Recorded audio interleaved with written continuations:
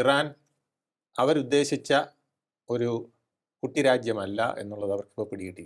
ഈ സ്ത്രീയെ അവർ അടിമയാക്കി വെച്ചത്. ഹിജാബ് ധരിക്കുമ്പോൾ ഒരു മുടി പോലും വെളിയിൽ കാണരുത് എന്ന് വരെ നിഷ്കർഷിക്കുന്ന വിധത്തിലേക്ക് വന്നു. ആ ചില അധപ്പതനങ്ങൾ അവിടെ ഉണ്ടായിട്ടുണ്ട്. അമേരിക്കയ്ക്ക് ഒറ്റ ലക്ഷ്യമേ ഉള്ളൂ. ഇപ്പം വെനസ്വേലയെ കീഴടക്കിയപ്പം എണ്ണയുടെ വലിയൊരു സോഴ്സ്, അവർക്കും സോഴ്സ് ഉണ്ട്, അവർക്ക് നല്ലൊരു സോഴ്സ് ഉണ്ട്. അതിന് പുറമെ ഇപ്പം വെനസ്വേലയും കിട്ടി. അത് കഴിഞ്ഞ് ഇറാനും കൂടെ കിട്ടിക്കഴിഞ്ഞാൽ, ഇറാനിലൊരു പാവ സർക്കാരിനെ വെച്ച് അതും കൂടെ കിട്ടിക്കഴിഞ്ഞാൽ ഏതാണ്ട് ലോകത്തെ എണ്ണ വിപണിയുടെ കുത്തക അമേരിക്കയ്ക്ക് കിട്ടും. അതിൻ്റെ കുറച്ച് ഗുണം ഇസ്രായേലിനും കിട്ടും. ഇത് ട്രംപിന് പറ്റിയ ഒരു അബദ്ധമാണ് എന്നുള്ളത് യൂറോപ്പിലെല്ലാവരും സമ്മതിക്കുന്നുണ്ട്, അമേരിക്കയിൽ പലരും സമ്മതിക്കുന്നുണ്ട്. എന്നിട്ടും ട്രംപ് വിട്ടുകൊടുക്കാൻ തയ്യാറല്ല.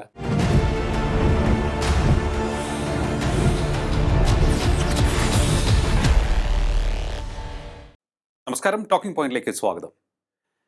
ഇസ്രായേലും അമേരിക്കയും ചേർന്ന് ഇറാനെതിരെ നടക്കുന്ന സൈനിക നീക്കവും ഇറാന്റെ ഭാഗത്ത് നിന്ന് ഉണ്ടായിക്കൊണ്ടിരിക്കുന്ന തിരിച്ചടിയും 5-ാം ദിവസമായ ഇന്നും ഒരു വിട്ടുവീഴ്ചയുമില്ലാതെ ഇരു കൂട്ടരും തുടർന്നുകൊണ്ടിരിക്കുകയാണ്. എങ്ങോട്ടാണ് ഈ യുദ്ധം നീങ്ങുന്നത്? ഇതിനിടയിൽ കുറേയേറെ രാഷ്ട്രീയ വിഷയങ്ങളും കടന്നു വന്നിരിക്കുകയാണ്. ഇന്ത്യ, റഷ്യ, ചൈന തുടങ്ങിയ രാജ്യങ്ങൾ ആഗോള ശക്തികളായി വളരെ ശക്തമായി അമേരിക്കയെ പിന്തള്ളി മുന്നേറുന്നത് തടയുവാൻ വേണ്ടി അമേരിക്ക നടത്തുന്ന ഒരു ഗൂഢ നീക്കത്തിൻ്റെ ഭാഗമാണ് ഈ യുദ്ധമെന്ന് ഇറാൻ ആരോപിക്കുകയും ചെയ്തിരിക്കുകയാണ്. പരിശോധിക്കാൻ നമ്മോടൊപ്പം ചേരുകയാണ് രാഷ്ട്രീയ നിരീക്ഷകൻ അഡ്വക്കേറ്റ് വേണുഗോപാൽ എം എസ്. നമസ്കാരം സർ, ടോക്കിംഗ് പോയിന്റിലേക്ക് സ്വാഗതം. 5-ാം ദിവസവും അയവില്ലാതെ തുടരുകയാണ് ഈ യുദ്ധം. എന്ത് തോന്നുന്നു, ഇറാനെ വീഴ്ത്താൻ അത്ര എളുപ്പമല്ല എന്നുള്ളതാണോ, അതോ ഇത് അണയുന്നതിന് മുൻപുള്ള ഒരു ആളിക്കത്തലാകാനാണോ സാധ്യത? അവിടെ നേതൃസ്ഥാനത്തേക്ക് ഖമനേയിയുടെ മകനെയൊക്കെ കൊണ്ടുവന്നിട്ടുണ്ട്. മോജ്തബ ഖമനേയിയെ പരമോന്നത നേതാവായി നിയമിച്ചു എന്ന് ഇറാന്റെ ഭാഗത്ത് നിന്നുള്ള റിപ്പോർട്ടുകൾ സൂചിപ്പിക്കുന്നുമുണ്ട്. അതെ, ഇതിലിപ്പോൾ നമ്മൾ മനസ്സിലാക്കേണ്ടത് ഇറാനേക്കാൾ ശക്തമായി വിട്ടുവീഴ്ചയില്ലാതെ നിൽക്കുന്നത് US-ഉം ഇസ്രായേലുമാണ്. അവരൊരു പുലിയെ പിടിച്ചു, പുലിവാല് പിടിച്ചു, ഇനി ആ പുലിയെ മലർത്തിയടിക്കാനാണ് അവർ ശ്രമിക്കുന്നത്. പക്ഷേ ഈ പുലി ചീറ്റപ്പുലി, ഉള്ളപ്പുലിയും ഒക്കെ ചേർന്ന ഒരു പുലിയാണെന്നുള്ളത് അവർക്ക് പിടികിട്ടിയിട്ടില്ല. അത് നിസ്സാരമായിട്ട് മലർത്തിയടിക്കാൻ കഴിയുന്ന ഒരു സാധനമല്ല ഇറാൻ എന്ന് പറയുന്നത്.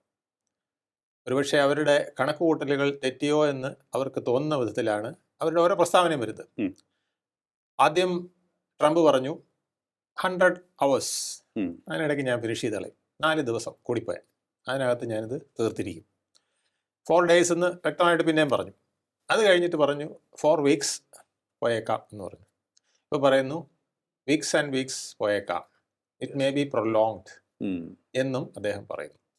അപ്പോൾ അവരുടെ കണക്കുകൂട്ടലുകൾ തെറ്റിച്ചിരിക്കുകയാണ് ഇറാൻ എന്നാണോ മനസ്സിലാക്കേണ്ടത്? തീർച്ചയായിട്ടും ഇറാൻ അവരുദ്ദേശിച്ച ഒരു കുട്ടിരാജ്യമല്ല എന്നുള്ളത് അവർക്കിപ്പോൾ പിടികിട്ടി. അതായത് എല്ലാവരും, നമ്മളൊക്കെ മനസ്സിലാക്കിയിരിക്കുന്നത് മിസൈൽ ശേഷി, മിസൈൽ പ്രതിരോധ സംവിധാനം, ഇതാണ് ഇറാന്റെ കരുത്ത്. അതെ, അമേരിക്കയുടെ സംവിധാനങ്ങൾക്ക് മുന്നിൽ അവർക്ക് പിടിച്ചു നിൽക്കാൻ സാധിക്കില്ല. തീർച്ചയായിട്ടും സാധിക്കും. ഒരു പരിധിവരെ ഇറാന്റെ ആയുധക്കോട്ടകൾ തകർത്ത് തരിപ്പണമാക്കിയിരുന്നു ഏതാനും മാസങ്ങൾക്ക് മുൻപ് അമേരിക്കയും ഇസ്രായേലും ചേർന്ന്. ബങ്കർ ബസ്റ്റർ ബോംബുകൾ അവിടെ നിക്ഷേപിച്ച് അവരുടെ യുറേനിയം സമ്പുഷ്ടീകരണ കേന്ദ്രം തകർത്തു എന്ന് അവകാശപ്പെട്ടിരുന്നു. അതെ, പക്ഷേ ഇറാന്റെ ആയുധശേഖരം ഇപ്പോഴും അവർക്ക് കേടുകൂടാതെ സൂക്ഷിച്ചു വെച്ച് തിരിച്ചടിക്കുവാൻ സാധിക്കുന്നുണ്ട് എന്നാണ് ഇതിൽ നിന്ന് മനസ്സിലാക്കേണ്ടതല്ലേ? ഇതിൻ്റെ ഇറാൻ അവരുടെ ഭൂപ്രകൃതി കൂടെ അവരുടെ യുദ്ധത്തിന്റെ ഭാഗമാക്കിയിട്ടുണ്ട്. ഇറാൻ ഒരു വലിയ കൾച്ചറാണ്, വലിയ ട്രഡീഷനാണ്, വലിയ ഒരു പാരമ്പര്യമുള്ളതാണ്. അതിലേക്ക് നമുക്ക് വരാം. അതിനു മുമ്പായിട്ട് ഞാൻ പറയട്ടെ, അവിടുത്തെ ഭൂപ്രകൃതി എന്ന് പറയുന്നത് 60% മലനിരകളാണ്. കുന്നുകൾ, മലനിരകൾ ചേർന്നതാണ്. ഇവയിൽ ഉഗ്രൻ പാറക്കെട്ടുകളുണ്ട്. ബങ്കർ ബസ്റ്റർ ബോംബുകൾ പോലും വർഷിച്ചാൽ താഴോട്ട് കയറി ചെല്ലാത്ത വിധത്തിലുള്ള പാറക്കെട്ടുകളുണ്ട്. ഈ പാറക്കെട്ടുകൾക്കടിയിൽ അടിയിൽ നിരവധി ഗുഹകൾ ഉണ്ടാക്കി വെച്ചിട്ടുണ്ട്. ഈ അറകൾക്കകത്ത് വലിയ ഡ്രോണുകൾ, മിസൈലുകൾ ഒക്കെ അവർ സൂക്ഷിച്ചു വെച്ചിട്ടുണ്ട്. അപ്പോൾ ഇപ്പോൾ അമേരിക്ക ചെയ്യുന്നത് ഓരോ ദിവസവും ഓരോ രാത്രിയും 1000 സ്പോട്ടിലേക്ക് അടിക്കുന്നത്. അതെ, ഒന്ന് ആലോചിച്ച് നോക്കൂ, 1000 സ്ഥലത്തേക്ക് അടിക്കുക എന്ന് പറഞ്ഞാൽ നമുക്ക് 14 ജില്ലയാണുള്ളത് കേരളത്തിന്, അല്ലേ? ഓരോ ജില്ലയിലും ഓരോ ബോംബ് വീണത്തിന് നമ്മുടെ കഥ കഴിയില്ല മിസൈൽ വന്നാൽ. ഇത് അവരുടെ 1000 അത്തരം സ്ഥലങ്ങളിലേക്ക്, ഇന്ത്യയുടെ പകുതി വലിപ്പമാണ്, 9 കോടി ജനങ്ങളുണ്ട്, അവിടെ 1000 സ്ഥലത്തേക്ക് കഴിഞ്ഞ 4-5 ദിവസമായിട്ട് അടിച്ചുകൊണ്ടിരിക്കുകയാണ്. എല്ലാ രാത്രി അടിക്കുന്നുണ്ട്, അതെ, പകലും അടിക്കുന്നുണ്ട്. ഇപ്പം ഇവർ 10-25 അമേരിക്കയുടെ കേന്ദ്രങ്ങൾ, അതായത് എബ്രഹാം ലിങ്കൻ കപ്പൽ പോലുള്ള 5-ാം കപ്പൽപ്പട അവിടെ നിൽക്കുന്നു. അതിന് പുറമെ ഇസ്രായേലിൻ്റെ ബേസ് നിൽക്കുന്നു. ഇത് കഴിഞ്ഞിട്ട് അവർക്ക് നേവിയുടെ മുഴുവൻ സന്നാഹവും വെച്ച് ഇറാൻ ഏതാണ്ട് വളഞ്ഞു വെച്ചിരിക്കുകയാണ്. പാകിസ്ഥാൻ്റെ ആ സൈഡ് മാത്രമേ ഉള്ളൂ ഒരു അല്ലാത്തതുള്ളൂ. ബാക്കിയെല്ലാം ഏതാണ്ട് നേവി കൊണ്ടും എയർഫോഴ്സ് കൊണ്ടും എല്ലാം വളഞ്ഞു വെച്ചിരിക്കുകയാണ്. അവിടുന്ന് സുന്ദരമായിട്ട് അടിച്ചുകൊണ്ടിരിക്കുകയാണ്. അവിടെ അമേരിക്ക ഇങ്ങോട്ട് അയക്കേണ്ട കാര്യമൊന്നുമില്ല. അമേരിക്കൻ നാവികസേനയുടെ സാന്നിധ്യം കൊണ്ട് ഒരു കാര്യം ഉറപ്പിക്കാം, മറ്റു രാജ്യങ്ങളിൽ നിന്ന് അവർക്ക് ഇൻപുട്സ് ഒന്നും കിട്ടുന്നുമില്ല. അതായത് ആയുധങ്ങളുമായിട്ട് വരുന്നില്ല, മറ്റു സാങ്കേതിക സഹായങ്ങളൊന്നും തന്നെ വരുന്നില്ല. വരാൻ അനുവദിക്കാത്ത വിധത്തിൽ അവർ സെറ്റപ്പ് ഉണ്ടാക്കിയിട്ടുണ്ട്. ആരെങ്കിലും ഇപ്പൊ ചൈന പോലും എന്തെങ്കിലും ഇവർക്ക് സഹായം ചെയ്യണമെന്ന് വെച്ചാൽ പറ്റാത്ത വിധത്തിൽ അവിടെ സജ്ജീകരണം ചെയ്ത് വെച്ചിട്ടുണ്ട്. അപ്പോൾ അവർ വളരെ കരുതി നേരത്തെ കണക്കുകൂട്ടിയാണ് ഈ വാർ തുടങ്ങിയിരിക്കുന്നത്. പക്ഷേ എന്നിട്ടും ഈ 1000 മിസൈലുകൾ ഓരോ ദിവസവും ഇട്ടുകൊണ്ടിരിക്കുന്നതും പോലും ചെറുത്തുനിൽപ്പ് ആയിട്ടും ഇറാൻ നിൽക്കുന്നു എന്നുള്ളത് നമ്മൾ കാണേണ്ടതാണ്. പക്ഷേ ഏതാണ്ട് ടെഹ്റാൻ എന്ന് പറയുന്ന ആർക്കിടെക്ചറിൻ്റെ ഭംഗി കൊണ്ട് നിറഞ്ഞ ആ നഗരം ചാമ്പലായിരിക്കും. നമ്മൾ കണ്ട് ഖമനേയിയുടെ ആ വസതി എങ്ങനെ ആയിപ്പോയി, ചാമ്പൽ കൂനയായിപ്പോയില്ലേ, അതുപോലെ ആയിട്ടുണ്ട് ഏതാണ്ട് ടെഹ്റാൻ. മിക്ക പ്രദേശങ്ങളും ഏതാണ്ട് അതുപോലെ ആയിട്ടുണ്ട്. പക്ഷേ എന്നിട്ടും അവർ ആത്മവീര്യം കളയുന്നില്ല എന്നുള്ളത് നമുക്ക് പ്രത്യേകം കാണേണ്ടതാണ്. അല്ല, ഞാൻ ചോദിക്കുന്നത് വേറൊന്ന്, ഇനിയിപ്പോൾ അമേരിക്ക ഒരു കാരണവശാലും അവരുടെ കരയിലേക്ക് കയറി യുദ്ധം ചെയ്യാൻ തുനിയുമെന്ന് എനിക്ക് തോന്നുന്നില്ല. ഞാൻ നേരത്തെ സൂചിപ്പിച്ച ആ മിസൈൽ ശേഖരം അവരുടെ കരുത്ത് തന്നെയാണ്. അതുപോലെ തന്നെ അവരുടെ കരസേനയും വളരെ അഡ്വാൻറ്റേജ് പുലർത്തുന്ന ഒരു സംവിധാനം തന്നെയാണ്. തീർച്ചയായിട്ടും അവർക്ക് അവരുടെ ടെറൈനിൽ യുദ്ധം ചെയ്യാൻ, ആ ടെറൈൻ അങ്ങനത്തതാണ്. ഞാൻ പറഞ്ഞില്ലേ, 60% മലനിരകൾ, പാറക്കെട്ടുകൾ ഒക്കെയുള്ള ടെറൈൻ ഈ അഫ്ഗാനിൽ ഇവർക്ക് പറ്റിയതാണ്. പലയിടത്തും അഫ്ഗാനിൽ ഒരു മുട്ടുമടക്കിയതാണ്. പക്ഷെ അഫ്ഗാനിൽ ഇവരെ സപ്പോർട്ട് ചെയ്യുന്ന ഒരു ടീം ഉണ്ടായിരുന്നു. പലയിടത്തും ഈ ട്രൈബൽസും മറ്റുമൊക്കെ അവരെ സപ്പോർട്ട് ചെയ്തുകൊണ്ട് നിൽക്കുന്ന ഒരു ടീം ഉണ്ടായിരുന്നു. പക്ഷെ ഇവിടെ അതില്ല.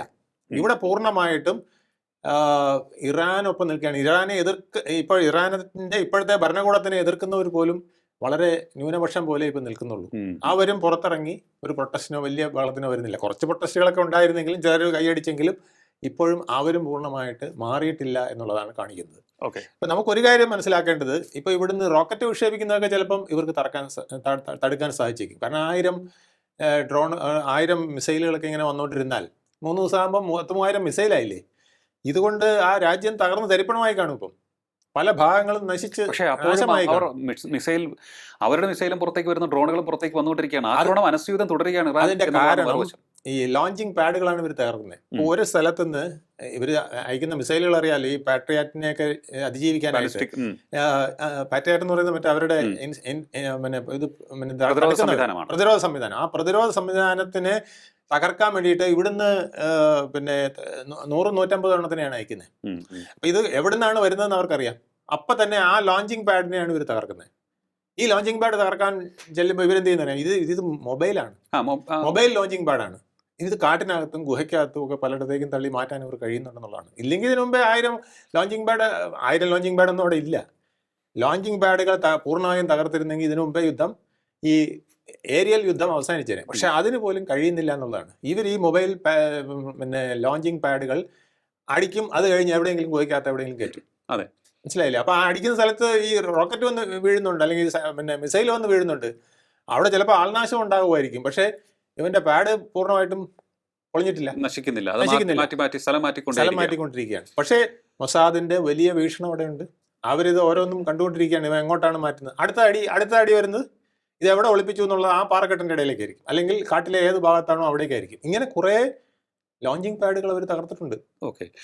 പെർമനന്റ് ആയിട്ടുള്ളതും ടെമ്പററി ആയിട്ടുള്ളതും മൊബൈൽ ആയിട്ടുള്ളതുമായ പാഡുകളെല്ലാം ഓരോന്നോരോന്നായിട്ട് തകർത്തുകൊണ്ടിരിക്കുകയാണ്. മൊസാദിന്റെ റിപ്പോർട്ടുകളുടെ അടിസ്ഥാനത്തിലായിരിക്കും ഇപ്പോഴൊന്നും യുദ്ധം അവസാനിപ്പിക്കാൻ സാധിക്കില്ല, ചിലപ്പോൾ ആഴ്ചകളോളം നീണ്ടേക്കും, ആഴ്ചകൾ നീണ്ടേക്കും എന്ന് ട്രംപിന് പറയേണ്ടി വന്നത് അതുകൊണ്ടായിരിക്കണം അല്ലേ? ഇത്തരത്തിലുള്ള ഗ്രൗണ്ട് റിയാലിറ്റി അവർ കൊടുത്തു കാണും. അമേരിക്കയിലെ കോൺഗ്രസിലെയും ഡെമോക്രാറ്റ്സിലെയും പലരും പറയുന്നത് ട്രംപിനെ ഇസ്രായേൽ വെട്ടിലാക്കിയെന്നാണ്. കാരണം ഇസ്രായേൽ പറഞ്ഞു അവിടെ യുദ്ധത്തിനുള്ള കളമൊക്കെ ഒരുക്കൊണ്ടിരിക്കുകയാണ്. അപ്പോൾ അവിടെ സമാധാനത്തിന്റെ ചർച്ചയും നടന്നുകൊണ്ടിരിക്കുകയാണ്. ജനീവയിൽ ചർച്ച നടക്കുന്നു, നിങ്ങളുടെ ആളുകൾ ഒന്ന് ഇൻസ്പെക്ട് ചെയ്തു എന്നൊക്കെ ഖമനി പറയുന്നു. അങ്ങനെ ഒരു സമാധാനത്തിന്റെ രീതിയിലേക്ക് പൊക്കോണ്ടിരിക്കുന്ന ഒരു സാഹചര്യത്തിൽ പെട്ടെന്നാണ് ഇസ്രായേൽ പറയുന്നത് ഇപ്പോൾ പറ്റിയ സന്ദർഭമാണ്, പറ്റിയ ഒരു ടീം എല്ലാത്തിനെയും കൂടെ ഒരു 40 എണ്ണത്തിന് തട്ടാൻ പറ്റിയൊരു സംഗതി ഉണ്ടെന്ന് പറയുന്നു. അത് തട്ടിക്കൊള്ളാൻ ട്രംപിൻ്റെ ഒരു എസ് ചിഹ്നവും കൂടെ കിട്ടുന്നു. ട്രംപിന്റെ സ്വഭാവത്തിനനുസരിച്ചുള്ള ഒരു തീരുമാനം അപ്പം തന്നെ അടിച്ചു, അത് വീണു, തീർന്നു. ഓക്കെ, 18 പേരും അവിടെ വന്ന 40ഓളം വരുന്ന അടുത്ത തലമുറയിലെ പ്രധാനപ്പെട്ട നേതാക്കളിൽ പലരും തീർന്നു. അല്ല, ഇതിപ്പോ നമുക്ക് അറിയാം, നേരത്തെ ഇസ്രായേൽ ഹമാസിനെ അടിച്ചുകൊണ്ടിരുന്നപ്പോഴത്ത് ഓരോ നേതാവിനെയും കൊല്ലുന്നു, മറ്റൊരാളെ അവർ നേതാവായി നിശ്ചയിക്കുന്നു. അപ്പോൾ ഇങ്ങനെ നേതാക്കൾ വന്നുകൊണ്ടിരിക്കുന്നു. ചെറുത്തുനിൽപ്പ് ചെറിയ രീതിയിൽ തുടർന്നുകൊണ്ടിരുന്നു. ഇപ്പോൾ ഇറാൻ്റെ കാര്യം എടുക്കുകയാണെന്നുണ്ടെങ്കിൽ അവർക്കും ഖമനേയി കഴിഞ്ഞ് അടുത്ത അദ്ദേഹത്തിൻ്റെ മകൻ വന്നിരിക്കുകയാണ്.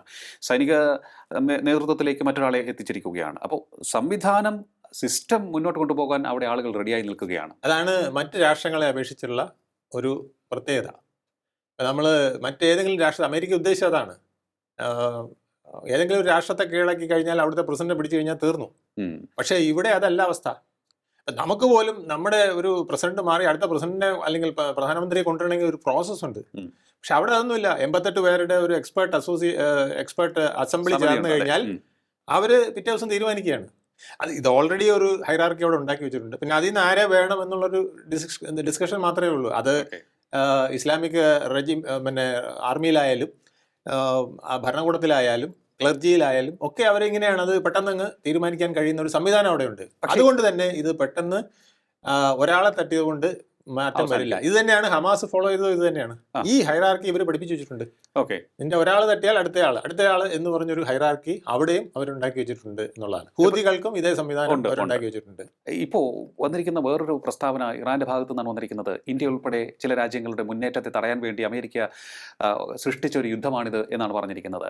ഇന്ത്യയുടെ മുന്നേറ്റം, ചൈനയുടെ മുന്നേറ്റം, റഷ്യയുടെ മുന്നേറ്റം ഇത് അമേരിക്കയ്ക്ക് ദഹിക്കുന്നില്ല. അതുകൊണ്ട് തന്നെയാണ് ഈ യുദ്ധം ഇപ്പോൾ ഇവിടെ സൃഷ്ടിച്ചത് എന്ന് ഇറാൻ പറഞ്ഞിരിക്കുകയാണ്. അതിലെന്തെങ്കിലും വാസ്തവം ഉണ്ടാകാനുള്ള സാധ്യതയുണ്ടോ? ഏതെങ്കിലും തരത്തിൽ ഇതിലേക്ക് ഒരു പൊളിറ്റിക്കൽ ഡിസ്കഷൻ കൊണ്ടുവന്നിടാൻ ഇറാൻ ശ്രമിച്ചതാണോ? പൊളിറ്റിക്കൽ ഡിസ്കഷൻ അല്ല, അതിനകത്തൊരു സത്യാവസ്ഥയുണ്ട്. അത് പറയുന്നതിന് മുമ്പ് എനിക്കൊരു കാര്യം പറയാനുണ്ട്. ഈ സോഷ്യൽ മീഡിയയിൽ ഒരു വലിയ വിഭാഗം വിചാരിച്ചു വെച്ചിരിക്കുന്നത് എന്താണെന്നറിയുമോ? ഈ ജൂതന്മാരും ഹിന്ദുക്കളും ഒക്കെ ചേർന്ന് കഴിഞ്ഞാൽ ഈ ലോകം പിടിച്ചടക്കാൻ കഴിയും. അപ്പോൾ ഇസ്രയേലും ഇന്ത്യയും US കൂടെ ചേർന്ന് കഴിഞ്ഞാൽ വലിയ ഒരു സന്നാഹം നമുക്ക് സെറ്റപ്പ് ചെയ്യാമെന്നുള്ളതാണ്. നമ്മൾ ചരിത്രം പഠിക്കാത്തത് കൊണ്ടും നമ്മൾ ഓരോരുത്തരുടെയും സ്വഭാവം മനസ്സിലാക്കാത്തത് കൊണ്ടുമാണ് അങ്ങനെ പറയുന്നതെന്നാണ് എനിക്ക് പറയാൻ ആഗ്രഹം. നമ്മുടെ ഈ സോഷ്യൽ മീഡിയയിലെ നമ്മുടെ ഇപ്പോൾ ഈ പ്രോഗ്രാമിൻ്റെ തന്നെ താഴെ വന്ന് പലരും ഇത് എഴുതിയേക്കാം, ഇയാൾക്ക് വിവരമില്ല, പിടിത്തമാണ് പറയുന്നത് എന്നൊക്കെ പറഞ്ഞേക്കാം. കാരണം ഞാനത് പലരെയും ശ്രദ്ധിച്ചു. കഴിഞ്ഞ 2-3 എപ്പിസോഡിലെ പലയിടത്തും ഞാൻ സംസാരിച്ചതിനെക്കുറിച്ച് ഞാൻ ശ്രദ്ധിച്ചു. എൻ്റെ ന്യൂസ് 18-ലെ ഒരു വീഡിയോ ഒരു 2 ലക്ഷത്തിലധികം ആളുകൾ കണ്ടു. ഒരു ചെറിയത് 7 മിനിറ്റ് 8 മിനിറ്റ് അങ്ങോട്ട് വരുന്ന ചെറിയ സാധനം അവർ ചെയ്തതാണ്. അതിൻ്റെ താഴെ പോലും ഒരു 650 പേര് വന്ന് ഭ്രാന്തനാണ്, പൊട്ടനാണ് എന്ന് പറഞ്ഞിട്ടൊക്കെ ഇങ്ങനെ കമൻറ്റുകൾ അടിക്കുകയാണ്. അപ്പം ഞാൻ നോക്കിയത് ആരാണ്? അപ്പം ചിലതൊക്കെ നോക്കിക്കൊണ്ട് ഈ 17-18 വയസ്സായ പിള്ളേരാണ്. അവർക്കറിയില്ല എന്താണ് സംഭവിക്കുന്നത്. അവർ വിചാരിക്കുന്നത് ഇപ്പോൾ ഹിന്ദുക്കളും ജൂതന്മാരും ഒക്കെ ചേർന്ന് പിന്നെ അമേരിക്കയുടെയും കൂടെ സപ്പോർട്ട് കിട്ടിക്കഴിഞ്ഞാൽ ഈ ലോകത്തെ നമുക്ക് കീഴടക്കാം എന്നുള്ളതാണ്. പക്ഷെ അങ്ങനെയല്ല പൊളിറ്റിക്സ്, അങ്ങനെയല്ല അമേരിക്ക, അങ്ങനെയല്ല ഇസ്രായേൽ, അങ്ങനെയല്ല ഇന്ത്യ എന്നവർക്ക് മനസ്സിലായിട്ടില്ല. അത് അതിൻ്റെ ബാക്ക്ഗ്രൗണ്ട് മനസ്സിലാക്കിയാലേ പറ്റുള്ളൂ. അതിൻ്റെ ഒന്നാമത്തെ കാര്യം, ഇസ്രായേലിന് അവരുടെ നിലനിൽപ്പാണ് പ്രധാനം. ഇന്ത്യ പാകിസ്ഥാൻ മാറുന്നു, ഇസ്രായേൽ എന്ത് ചെയ്തു? ചില നിർദ്ദേശങ്ങളൊക്കെ നമുക്ക് തന്നിട്ടുണ്ടാവും. ചിലപ്പോൾ ചില ആക്രമണങ്ങൾ വരുമ്പോൾ എന്നതാണെന്ന് പറഞ്ഞു തന്നിട്ടുണ്ടാവും. ഒരു ഡയറക്ടറേറ്റ് അടിക്കും വന്നു. അല്ല, ഇതിപ്പോ അമേരിക്ക വന്നു. അമേരിക്ക വന്നില്ല എന്ന് മാത്രമല്ല, അവർ നമ്മളെ വഞ്ചിക്കുകയും കൂടി ചെയ്തു. അല്ല, അമേരിക്ക നമ്മളെ വഞ്ചിച്ചിട്ടുണ്ട്, നമുക്കെതിരെ സൈനിക നീക്കം നടത്താൻ ശ്രമിച്ചിട്ടുണ്ട്. കാർഗിൽ യുദ്ധത്തിൽ പോലും നമുക്ക് ഇസ്രായേലിന്റെ സഹായം കിട്ടി. ഇസ്രായേൽ ഇൻഫർമേഷൻ തന്ന് സഹായിച്ചിട്ടുണ്ട്. അല്ല, ഇസ്രായേൽ കാർഗിൽ യുദ്ധത്തിൽ നമ്മുടെ ഒരു ടാക്ടിക്കൽ പൊസിഷനിൽ കയറി ഇന്ത്യയെ അടിച്ചുകൊണ്ടിരുന്ന സമയത്ത് നമുക്ക് സാറ്റലൈറ്റ് വഴിയുള്ള ചില അവരുടെ നോളജ് അവർ തന്നിട്ടുണ്ട്. നോളജിനൊപ്പം തന്നെ അവർ ഒരു വലിയൊരു സൈനിക വിമാനത്തിൽ അവരുടെ സാങ്കേതിക വിദഗ്ധരെ ഇന്ത്യയിൽ എത്തിച്ച് നമ്മുടെ വിമാനത്തിൽ ആ ഒരു റഡാർ സംവിധാനം ഘടിപ്പിക്കുന്നതിനും ഉയർന്ന പറന്നുകൊണ്ട് തന്നെ ഉൾപ്പെടെയുള്ള സംവിധാനങ്ങൾ അവർ സഹായിച്ചതുകൊണ്ടാണ് നമുക്ക് അന്ന് വിജയിക്കാൻ കഴിഞ്ഞത്. അത് ഈ ഇന്ത്യ പാകിസ്ഥാൻ വാറിലും ചില സംഗതികൾ വന്നിട്ടുണ്ട്. പക്ഷേ നമ്മൾ ഒരു കാര്യം മനസ്സിലാക്കേണ്ടത്, നമ്മുടെ നിലനിൽപ്പ് നമ്മുടെ ആർമിയിലാണ്. അതാണ് നരേന്ദ്രമോദി പഠിച്ചത്. ഇന്ത്യൻ ആർമിക്ക് ശക്തി ഉണ്ടെങ്കിലേ, പിന്നെ കോൺഗ്രസിന്റെ കാലത്ത് പറഞ്ഞിരുന്നത് നമ്മുടെ അതിർത്തി പ്രദേശങ്ങളിൽ കാടും പിടിച്ച് വികസനവും ഇല്ലാതെ കിടന്നു കഴിഞ്ഞാൽ ആരും ഇങ്ങോട്ട് കയറിയില്ലെന്നാണ്. അങ്ങനെ നിന്നതിനെ അവിടെ റോഡ്സും റെയിൽസും നമുക്ക് പെട്ടെന്ന് ആർമി അവിടെ എത്തിക്കാനുള്ള സംവിധാനങ്ങൾ കൊണ്ടുവന്ന് അദ്ദേഹം അവിടെ മെച്ചപ്പെട്ടതാക്കി. അതിർത്തിയിൽ ഒരു അനക്കമുണ്ടായാൽ എത്ര ആർമിയെ വേണമെങ്കിലും അവിടെ എത്തിക്കാൻ പറ്റുന്ന സംവിധാനം ഉണ്ടാക്കി. അതെ. നമ്മുടെ ഫോഴ്സിനെ മൂന്നിനെയും മോഡിഫൈ ചെയ്തു. ഫോഴ്സിനെ മൂന്നിനെയും കൂടെ ഒന്നിച്ച് യുണൈറ്റഡ് ആക്കി. എന്തിനാണ് ഇതൊക്കെ ചെയ്തത്? റഫേലിൻ്റെയൊക്കെ ഇഷ്ടം പോലെ വിമാനങ്ങൾ നമ്മൾ വാങ്ങിച്ചു വെച്ചു, മിസൈലുകൾ നമുക്കുണ്ടാക്കി, നമുക്ക് ഡ്രോണുകൾ ഇഷ്ടം പോലെ പിള്ളേരെ കൊണ്ട് ഉണ്ടാക്കിച്ചു. ഇതൊക്കെ എന്തിനാണ് ചെയ്തത്? നമ്മുടെ രാഷ്ട്രത്തിൻ്റെ ശക്തി വേണം, നമുക്ക് നിലനിൽക്കണമെങ്കിൽ നമ്മൾ വേണം. വേറെ രാജ്യങ്ങളൊക്കെ ദൂരെ നിന്ന് പറയും, അടിയിലൊന്നും അവർ കൂടില്ല, ചെറിയ സപ്പോർട്ടുകൾ ചെയ്യും. അതിൽ കുറച്ച് സപ്പോർട്ട് കൂടുതൽ ചെയ്തിട്ടുള്ളത് ഇസ്രായേലാണ്, സംശയമില്ല. പക്ഷെ അമേരിക്കയിൽ പോലും നമ്മൾ അങ്ങനെ കണക്കാക്കരുത്. അല്ല, അമേരിക്കയെ നമ്മൾ വിശ്വസിക്കുന്നില്ല, ഒട്ടും പോലും വിശ്വസിക്കാൻ കൊള്ളില്ല. പക്ഷേ നമ്മുടെ ആളുകൾ വിചാരിക്കുന്നത് അറിയാമോ? ഇതിങ്ങനെ ഇവരെ എല്ലാം കൂടെ കൂട്ടുപിടിച്ച് അമേരിക്ക വെച്ചാൽ എന്ത് സാധിക്കും? അമേരിക്ക വെച്ചാൽ എന്ത് സാധിക്കും? ഒരു രാജ്യത്തെ നശിപ്പിക്കാൻ സാധിക്കും, ലോകത്തിനെ മുഴുവൻ നശിപ്പിക്കാനും സാധിക്കും. എല്ലാ രാജ്യങ്ങളെയും ബോംബിട്ട് തകർക്കാൻ അവിടുന്ന് മാത്രം വിചാരിച്ചാൽ അവർക്ക് സാധിക്കും. പക്ഷേ അതുകൊണ്ട് നമ്മുടെ ജീവിതം അവസാനിക്കുമോ? ലോകം അവസാനിക്കുമോ? ലോകത്തിൻ്റെ ദുരിതം അവസാനിക്കുമോ? അത് നമ്മുടെ പിള്ളേർ മനസ്സിലാക്കുന്നില്ല എന്നുള്ളതാണ് സത്യം. അതിൻ്റെ അടിസ്ഥാനമായ കാര്യം ഈ പറഞ്ഞതിനകത്ത് അല്പം കഥയുണ്ട്. അതായത് ഇന്ത്യ, ചൈന, റഷ്യ കൂട്ടുകെട്ടെന്ന് പറഞ്ഞത് അവർ ഭ്രാന്തെടുത്തു പോയി. ഈ ഒരു ഇക്വേഷൻ, അതായത് അമേരിക്കയൊക്കെ ഒറ്റയ്ക്ക് എവിടെയും കയറി അടിക്കാം, UN പകരം US ആണ്, UN ആർമിക്ക് പകരം US ആർമിയാണ് എല്ലായിടത്തും ചെന്ന് ആൾക്കാരെ കീഴടക്കേണ്ടത്. വെനിസ്വേല നമ്മൾ കണ്ടില്ലേ? അതെ അതെ. അവിടുത്തെ UN അപ്രസക്തമായല്ലോ. അപ്രസക്തമായി ഒരു രാജ്യത്ത് കയറുക, അവിടെ ഒരു അറ്റാക്ക് നടത്തുക, പിടിച്ചുകൊണ്ട് വരിക. ഇതേ കളി ഇവിടെ ഇറാനിൽ നടക്കുമെന്നാണ് അവർ വിചാരിച്ചത്. പക്ഷേ ഇറാനിൽ നടക്കാത്ത ഒരു സംവിധാനം അവിടെ ഉണ്ടെന്നുള്ളത് മനസ്സിലായിട്ടില്ല. ഞാൻ ഇറാനിയൻ ട്രാവൽ റൈറ്റർമാരുടെ TV ടീമിൻ്റെ കൂടെയൊക്കെ ഞാൻ പല പ്രാവശ്യം സഞ്ചരിച്ചുകൊണ്ട് എനിക്കൊരു കാര്യം അറിയാം. ഇറാനിലെ ഇതിനകത്തുള്ള രീതി വളരെ വലുതാണ്. ഇറാൻ എന്ന് പറഞ്ഞാൽ ആരെന്നറിയാമോ? ആര്യൻ എന്നതിൽ നിന്നാണ് ഇറാൻ ഉണ്ടായത്. 1935 അത് ഉണ്ടായത്. അതിനു മുമ്പ് അവർ പേർഷ്യ ആയിരുന്നു. ആ വാക്ക് പോലും വന്നത് ആര്യനിൽ നിന്നാണ്. അതായത് 7-ാം നൂറ്റാണ്ടിന് മുമ്പ് വരെ അവിടെ നിലനിന്ന സംസ്കാരം എന്ന് പറയുന്നത് നമ്മുടെ സംസ്കാരവുമായി ഇൻഡോ ആര്യൻ മിക്സ് ചെയ്തുള്ള ഒരു സംസ്കാരമാണ് അവിടെ ഉണ്ടായിരുന്നത്. ആ സംസ്കാരത്തിൽ ഏതാണ്ട് ഇന്ത്യൻ ഫിലോസഫിയുടെ അതിന് തുല്യമായ ഫിലോസഫിയാണ് അവിടെ ഉള്ളത്. അതിൻ്റെ തുല്യമായ സാംസ്കാരിക പൈതൃകം ഉണ്ടായിരുന്നത്. കോസ്മിക് എനർജി, നല്ലതും ചീത്തയും, ഗുഡ് ഈവിൾ, ഇവർ തമ്മിലുള്ള മത്സരമാണ് ഈ ജീവിതമെന്നും ഒക്കെ പഠിപ്പിക്കുന്ന ഫിലോസഫിയാണ് അവിടെ നിന്നത്. ഇപ്പം നമ്മുടെ മഹാഭാരതം എന്താണ്? നന്മ തിന്മയെ കീഴടക്കുന്നതല്ലേ? നന്മയുടെ എണ്ണം കുറവും തിന്മയുടെ എണ്ണം കൂടുതൽ, പക്ഷെ എന്നിട്ടും അവരെ കീഴടക്കുന്നു. മഹാഭാരതം എന്താണ്? 5 പേര് 101 പേരെ കീഴടക്കുന്നു, തിന്മകളുടെ 101നെ കീഴടക്കുന്നു. മറ്റേത് ഒരു രാമൻ, പിന്നെ കുറച്ച് കുരങ്ങന്മാരെന്ന് പറഞ്ഞാൽ എന്താണ്? വളരെ ദുർബലരായ ചില മനുഷ്യർ. മനസ്സിലായില്ലേ? നമ്മൾ അല്പം പോലും ആ പ്രാധാന്യം കൊടുക്കാത്ത വ്യക്തികൾ ഒരു രാമൻ്റെ പിന്നിൽ അണിനിരന്ന് അണ്ണാരക്കണ്ണനും രാമനും പിന്നെ കുരങ്ങന്മാരും ചേർന്ന് ഈ രാക്ഷസ പടയെ 10 തലയുള്ള 20 കൈകളുള്ള അപാരമായ കാട്ടാളന്മാരെ, രാക്ഷസന്മാരെ വധിക്കാൻ കഴിഞ്ഞു എന്നൊക്കെ പഠിപ്പിക്കുന്ന അതാണ് ചെറിയ, എപ്പോഴും അങ്ങനെയാണ്. നന്മ കുറച്ച് പേർക്കേ ഉണ്ടാവുള്ളൂ, തിന്മ ഇങ്ങനെ ഒരുപാട് പേര് കാണാം. പക്ഷേ ഈ നന്മയുള്ളവർ വിചാരിച്ചാൽ ഏത് തിന്മയും തെറിച്ചു പോകും എന്നുള്ളതാണ് ഇതൊക്കെ പഠിപ്പിക്കുന്നത്. ഇതേ സിദ്ധാന്തമാണ് അവിടെ നിലനിന്നത്. പക്ഷെ അതിനുശേഷം പിന്നീട് അറേബ്യൻസിൻ്റെ ആക്രമണം വന്നു. അതിനു മുമ്പായിട്ട് ഗ്രീക്കുകാരുടെ ആക്രമണം, അലക്സാണ്ടറൊക്കെ അവിടെ കീഴടക്കിയിട്ടുണ്ട്. അറേബ്യൻസ് വന്നതിന് ശേഷമാണ് ഇവരുടെ ഈ 7-ാം നൂറ്റാണ്ടിന് ശേഷമാണ് ഈ ഒരു മാറ്റങ്ങളൊക്കെ കുറേശ്ശെ തുടങ്ങിയത്. അത് കഴിഞ്ഞ് 1501 അപ്പോഴാണ് അവർക്ക് വലിയ ഒരു മാറ്റം വന്നത്. അവിടെ സഫാദ് രാജവംശം, അവരാണ് ഈ രാജവംശം മുഴുവൻ ഒന്നിച്ചാക്കിയിട്ട് ഈ ഷിയ മുസ്ലിം ഔദ്യോഗിക മതമാക്കി മാറ്റുകയും ചെയ്തു. അപ്പോൾ അതുവരെ അവിടെ നിന്നിരുന്ന മതസംസ്കാരം മാറി. ഇൻഡോ ആര്യൻ ബേസ്ഡ് ആയിട്ടുള്ള അതുപോലത്തെ ഒരു സംസ്കാരമാണ് അവിടെ നിന്നിരുന്നത്. അത് മാറിക്കൊണ്ട് വിഗ്രഹാരാധന ഉണ്ടായിരുന്നു അവിടെ. അതുപോലെ തന്നെ അവരുടെ ന്യൂ ഇയർ വളരെ നമ്മളെ ഓണം പോലെ ആഘോഷിച്ചിരുന്ന ഒരു ന്യൂ ഇയർ ആണ് അവർക്കുണ്ടായിരുന്നത്. അതിന് പറയുന്നത് നവറോസ് എന്ന് പറയുന്ന അവരുടെ ന്യൂ ഇയർ ആഘോഷം. അതുപോലെ തന്നെ അവർ ഡെയ്റ്റി, പിന്നെ നമ്മുടെ വിഗ്രഹം ആരാധിക്കുന്ന പോലെ അവർ വിഗ്രഹാരാധന നടത്തിയിരുന്നു. അഹുര മസ്ദ എന്ന് പറയുന്ന വിഗ്രഹത്തെയാണ് അവർ ആരാധിച്ചുകൊണ്ടിരുന്നത്. ഈ കൾച്ചറിൽ നിന്നൊക്കെ മാറി 1501 ഒരു പേർഷ്യൻ സംസ്കാരം ഇസ്ലാമിക സംസ്കാരവുമായിട്ട് മിക്സ് ചെയ്ത് വരുന്ന വിധത്തിൽ ഒരു സംസ്കാരം അവിടെ വന്നത്. അതിനുശേഷമാണ് ഈ ഷിയ മുസ്ലിങ്ങളുടെ ഒരു ഔദ്യോഗിക മതം അവിടെ വന്നതും അങ്ങനെ ഔദ്യോഗിക മതമായിട്ട് മാറിയത്. എന്നിട്ട് പോലും അവരുടെ ഡെമോക്രസിയും കൾച്ചറും സംഗീതവും കലയും ഒക്കെ മഹത്തരമായിരുന്നു. ഇതായാലും ഒട്ടേറെ വിപ്ലവങ്ങൾ കണ്ട നാടാണ് ഇറാൻ. 15-ാം നൂറ്റാണ്ട് മുതൽ ഇങ്ങോട്ട് നോക്കുകയാണെന്നുണ്ടെങ്കിൽ ഭരണം മാറി മാറി വരുന്നു. അപ്പോഴും അവിടെ ഒരു രാജഭരണവും ജനാധിപത്യവും ഒക്കെ 20-ആം മാറി മാറി. നൂറ്റാണ്ടിൽ 20-ആം നൂറ്റാണ്ട് വരുമ്പോൾ അവിടെ ഒരു കോൺസ്റ്റിറ്റ്യൂഷണൽ റെവല്യൂഷൻ തന്നെ നടക്കുന്നു, ഒരു കോൺസ്റ്റിറ്റ്യൂഷൻ വേണമെന്നുള്ളൊരു ആവശ്യം വരുന്നു. അന്ന് അതെ ഓർക്കുക, അതെ ആ സമയത്ത് തന്നെ ഒരു ഭരണഘടനയ്ക്ക് വേണ്ടിയുള്ള ഒരു റെവല്യൂഷൻ നടക്കുന്നു.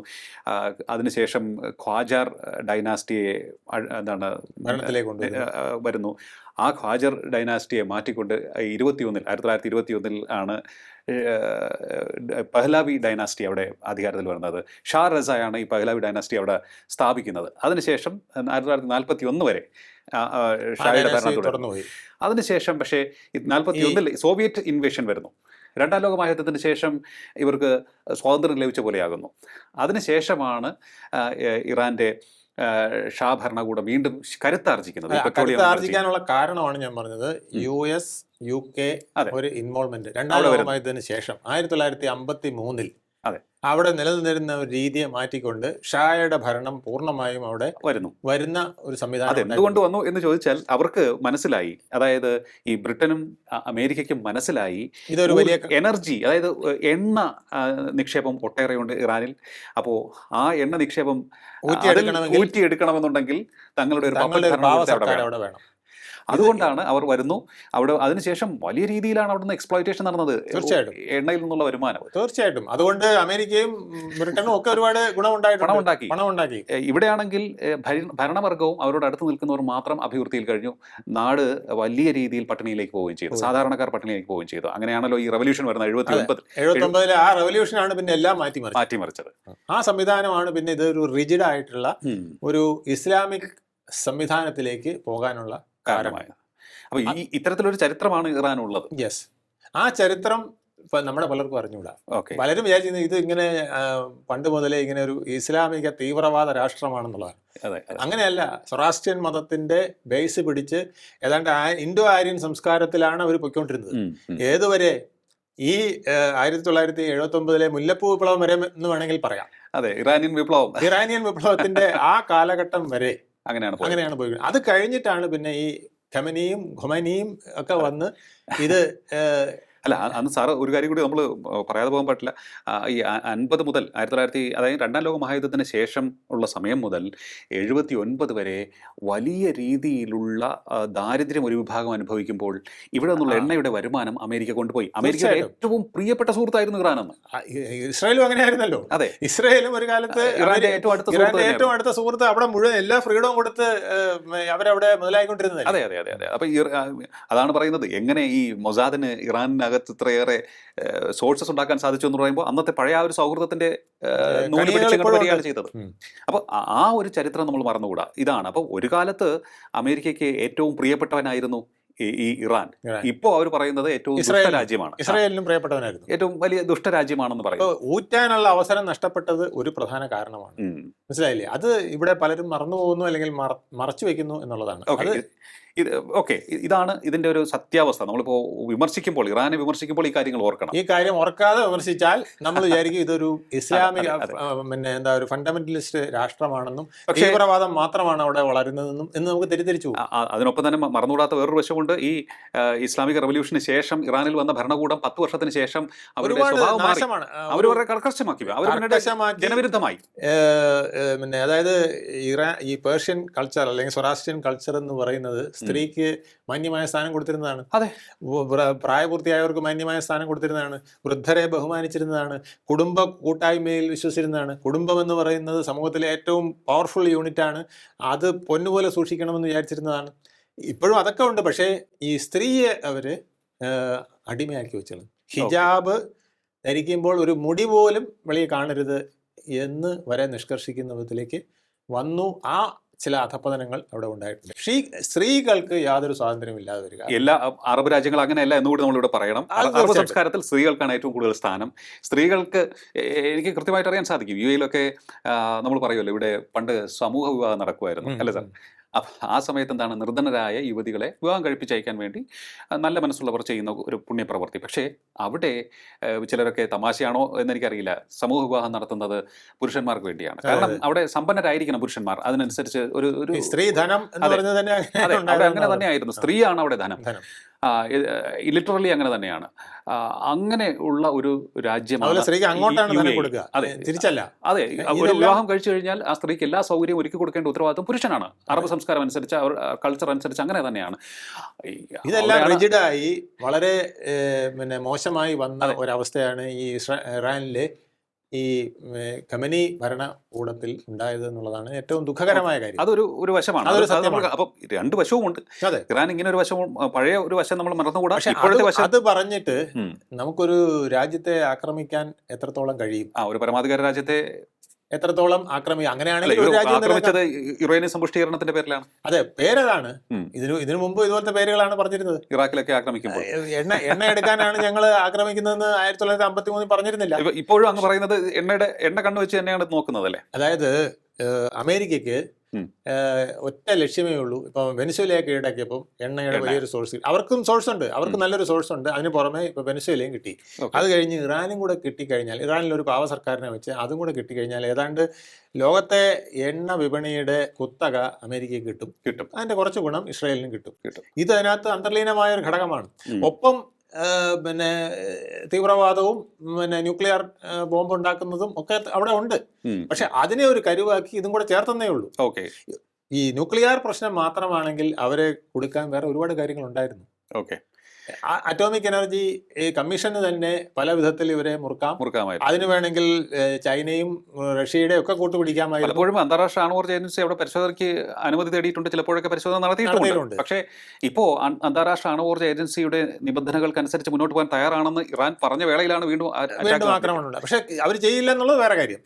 അവരെ സംബന്ധിച്ചിടത്തോളം അവർക്കൊരു കാര്യം അറിയാം, അവർ ലോകത്തെ ഏറ്റവും പവർഫുൾ ആയിട്ടുള്ള ഒരു ശക്തിയാണെന്നും ഒരു പാരമ്പര്യമാണെന്നും അവരാ ഒരു ആര്യൻ പാരമ്പര്യത്തിൽ നിൽക്കുന്നതാണെന്നും ഒക്കെ അവർക്ക് വിശ്വാസമുണ്ട്. അവരുടെ ആ പാരമ്പര്യത്തിൽ അവർ മുറുകെ പിടിക്കുന്നുണ്ട്. ഇന്ന് ഷിയ മുസ്ലിങ്ങളാണ് അവിടെ ഉള്ളതെങ്കിലും അവരുടെ പാരമ്പര്യത്തിൽ അവരിപ്പോഴും അഭിമാനം കൊള്ളുന്നവരാണ്. അപ്പൊ ആ പാരമ്പര്യത്തിൽ നിൽക്കുന്ന ആ ഒരു അന്തസത്തയുള്ള, അതായത് ഗ്രീക്കുകാരൻ വന്നിട്ട്, അലക്സാണ്ടർ വന്നിട്ട് അവർക്ക് പൂർണ്ണമായും തകർക്കാൻ കഴിഞ്ഞില്ല, മംഗോളിയൻസ് വന്നിട്ട് കഴിഞ്ഞില്ല. അതുപോലെ പിന്നീട് വന്ന ഓരോ ആക്രമണങ്ങളെയും അവരതുപോലെ ചെറുത്ത് തോൽപ്പി, റഷ്യൻസ് വന്ന് ആക്രമിച്ച്, ഇങ്ങനെ എല്ലാ ആക്രമണങ്ങളെയും, അറബി ആക്രമണങ്ങൾ, ഇതെല്ലാത്തിനെയും അവർ ചെറുത്ത് നിന്ന് അവരുടേതായ ഐഡന്റിറ്റി നിലനിർത്തി പോന്നിട്ടുണ്ട്. എത്രയോ വർഷങ്ങൾ, എത്രയോ ആക്രമണങ്ങൾ നടന്നിട്ടുണ്ട്. തീർച്ചയായിട്ടും ഇന്ത്യ പോലെയാണ്. ഇന്ത്യയിൽ AD 700 മുതൽ മുഗൾ ഭരണത്തിന്റെ കീഴിലായിപ്പോയി. ഡയറക്റ്റായിട്ട് അല്ലെങ്കിലും 1000 മുതൽ AD 1000 മുതൽ തന്നെ നമ്മൾ ഡൽഹി സുൽത്താനേറ്റിന്റെ കീഴിലായി, പിന്നെ മുഗൾ വംശത്തിന്റെ കീഴിലായി, പിന്നെ ബ്രിട്ടീഷുകാരന്റെ കീഴിലായി. ഇങ്ങനെ വന്ന് ഇന്ത്യക്ക് ഒരു അന്തസ് ഉള്ളൊരു രീതിയിലേക്ക് വരാൻ ഇപ്പം കഴിഞ്ഞില്ലേ? ഇതുപോലെ അവരെപ്പോഴും ഈ താഴ്ചയും ഉയർച്ചയും ഇങ്ങനെ മാറിക്കൊണ്ടിരുന്നതാണ്. അവര് ലോകത്തിന്റെ തലപ്പത്ത് നിൽക്കണമെന്ന് ആഗ്രഹിച്ചിരുന്നവരാണ് അവർ. അതെ, തീർച്ചയായിട്ടും. ഇതിപ്പോ നോക്കുകയാണെന്നുണ്ടെങ്കിൽ, ഇപ്പോഴത്തെ യുദ്ധത്തിലേക്ക് വരികയാണെന്നുണ്ടെങ്കിൽ ഇതിങ്ങനെ തുടർന്നു പോകുന്നത് ഒരു കാരണവശാലും സാമ്പത്തികമായി നല്ലതല്ല, പാരിസ്ഥിതികമായി നല്ലതല്ല, മാനുഷികമായും നല്ലതല്ല. ഇപ്പൊ അവരുടെ ഉദ്ദേശം അതാണ്. അതായത് ഞങ്ങളെ ഇപ്പൊ അവർക്കറിയാം, ഒരു പരിധി കഴിഞ്ഞാൽ ഈ റോക്കറ്റ് വിക്ഷേപമൊന്നും നടക്കില്ല. ഏറിയാൽ ഡ്രോണുകൾ, അതിനും ലിമിറ്റേഷൻ ഉണ്ട്. കാരണം ഡ്രോണിനും ഈ ലാഞ്ചിങ് പാഡ് വേണം. 1000 വീതം ദിവസം തകർത്തോണ്ടിരുന്നാൽ അവർക്കത് ഒരു നാൾ മുന്നോട്ട് കൊണ്ടുപോകാൻ പറ്റില്ല. പക്ഷെ അതിന് അവർ പിടിമുറുക്കുന്നത് ഒരു പക്ഷേ മറ്റ് ചില ചാവേർ ശൈലികളിലേക്കായിരിക്കും. ആ ഹോർമേസ് കടലിടുക്ക് അവർ പൂർണ്ണമായും കീഴടക്കാനായിട്ട് ശ്രമിക്കും. അവിടെ ചാവേറുകൾ വന്ന് യുദ്ധം ചെയ്തുകൊണ്ടിരിക്കും. ട്രംപ് പറയുന്നത് ഞങ്ങളതിപ്പം എന്റെ നേവി ഇപ്പം അങ്ങോട്ട് കയറും, ഇവരുടെ കയ്യിലും നിൽക്കില്ല, അതെല്ലാം കൂടെ ഞാൻ പിടിച്ചോണ്ടെങ്കിൽ പോരുമെന്നാണ്. പക്ഷെ അത്ര എളുപ്പമല്ല എന്നുള്ളത് പിന്നെ മരിച്ചു വീഴുന്ന ആൾക്കാരുടെ എണ്ണം വരുമ്പോൾ മനസ്സിലാവും. അവിടെ നമുക്ക് വെറും ഒരു യുദ്ധശൈലി മാത്രം എടുക്കാൻ പറ്റില്ല. കാരണം ഈ ഹൂത്തികളൊക്കെ വർഷങ്ങളായിട്ട് ഈ കപ്പലുകൾ പിടിച്ചെടുക്കുന്നതും അത് മുക്കിക്കളയുന്നതിനൊക്കെ ഭയങ്കരമായ ട്രെയിനിങ് നേരിട്ടില്ല. ആ ട്രെയിനിങ് അല്ല ഇവിടുന്ന് കൊടുത്തിട്ടുള്ളത്. നിത്യതൊഴിൽ അഭ്യാസം എന്ന് പറയുന്ന പോലെ ഈ 3 ഹമാസ്, ഹിസ്ബുള്ള, ഹൂത്തികൾ, ഈ 3 തീവ്രവാദി സാധനങ്ങൾ ഇവിടുന്നാണ് വളർന്നു വന്നിട്ടുള്ളത്. അതിന്റെ ഒരു പാപവും ഇവര് പേറേണ്ടതുണ്ട്.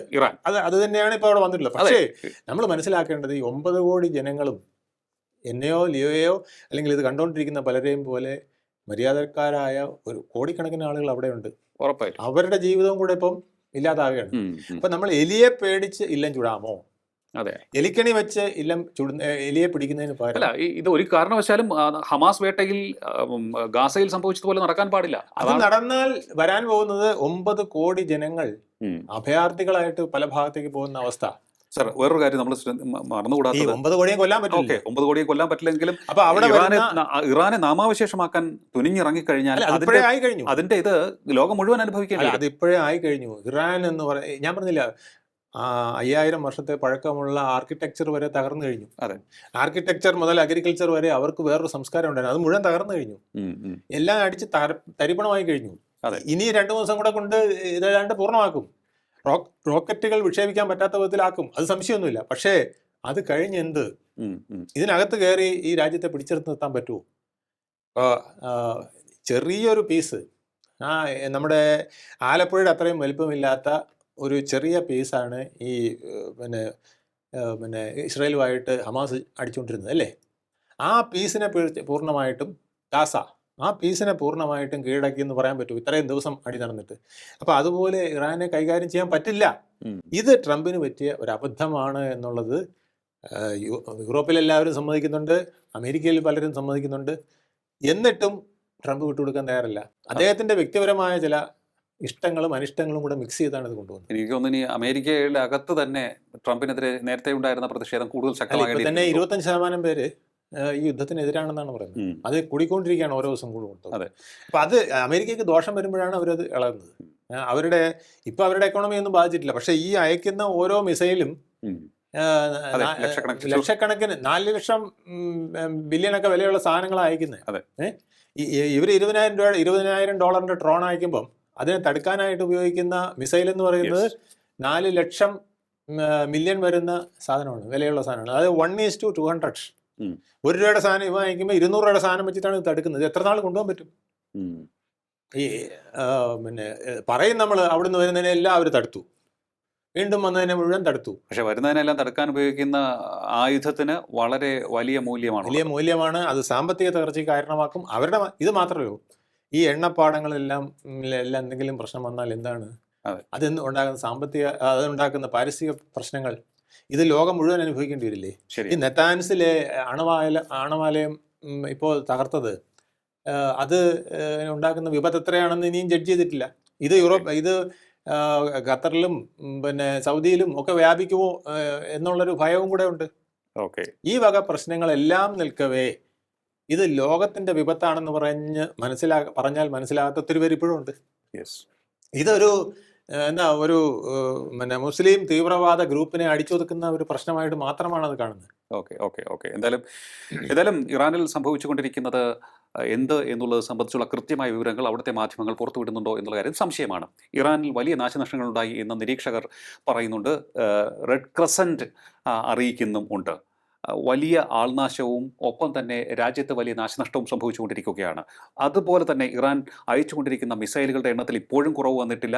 ഇതുവരെയും അവർ പിടിച്ചു തന്നെ നിൽക്കുകയാണ്, ശക്തമായി തിരിച്ചടിച്ചുകൊണ്ടിരിക്കുകയാണ്. പക്ഷേ ഈ തിരിച്ചടിയുടെ ഭാരം പേറുന്നത് ചുറ്റുമുള്ള അറബ് രാജ്യങ്ങളാണ് എന്നുള്ളതാണ് ഏറ്റവും വലിയ ദുഃഖകരമായിട്ടുള്ള സത്യം. അവിടെ നമ്മുടേത് ഉൾപ്പെടെ ലോകത്തിൻ്റെ വിവിധ ഭാഗങ്ങളിൽ നിന്നുള്ള ലക്ഷക്കണക്കിന് ആളുകളാണ് ജീവിക്കുന്നത്. അവരുടെ ജീവനും ഇപ്പോൾ അപകടത്തിലായിരിക്കുകയാണ്. അത്തരമൊരു ഭീഷണിയും ലോകം നേരിടുകയാണ്. അതൊന്ന്. 2, അമേരിക്കയുടെയും ഇസ്രായേലിൻ്റെയും ദുരയുടെ ഇരയാകുന്നത് ലോകം മുഴുവനുമാണ് എന്നുള്ള നിരീക്ഷണം ഇപ്പോൾ ശക്തമായിക്കൊണ്ടിരിക്കുകയാണ്. അതുകൊണ്ട് തന്നെയാണ് ഇസ്രായേലിലും അതുപോലെ തന്നെ അമേരിക്കയിലും ഈ യുദ്ധത്തിനെതിരെ ആയിട്ടുള്ള വികാരം ശക്തമായിക്കൊണ്ടിരിക്കുന്നു എന്നുള്ളത്. ഇതിൽ നിന്നും മറ്റൊരു കാര്യം കൂടി നമ്മൾ ചേർത്ത് വായിക്കേണ്ടതുണ്ട്. ഇത്തരത്തിലൊരു യുദ്ധം ഇപ്പോൾ അമേരിക്ക കൊണ്ടുവന്നത് എന്തിന് എന്നുള്ളൊരു ചോദ്യത്തിന് ഒരു ഇറാനിയൻ പ്രസ്താവന വന്നിട്ടുണ്ട്. ഇന്ത്യ, റഷ്യ, ചൈന തുടങ്ങിയ രാജ്യങ്ങളുടെ സാമ്പത്തിക ഉയർച്ച തടയുന്നതിന് വേണ്ടിയാണ് അമേരിക്ക ഇത് കൊണ്ടുവന്നതെന്നാണ്. ചരിത്രത്തിലേക്ക് നോക്കുമ്പോൾ ആട്ടിൻ തോലണിഞ്ഞ ചെന്നായയാണ് അമേരിക്ക എന്ന് പലപ്പോഴും നമുക്ക് മനസ്സിലായിട്ടുണ്ട്. അതുകൊണ്ട് തന്നെ ഈ പ്രസ്താവനയെ നമുക്ക് അങ്ങനെ അങ്ങ് തള്ളിക്കളയാനും സാധിക്കില്ല. വളരെയധികം നന്ദി സാർ, ഇത്രയും സമയം ടോക്കിംഗ് പോയിന്റുമായി സംസാരിച്ചത്.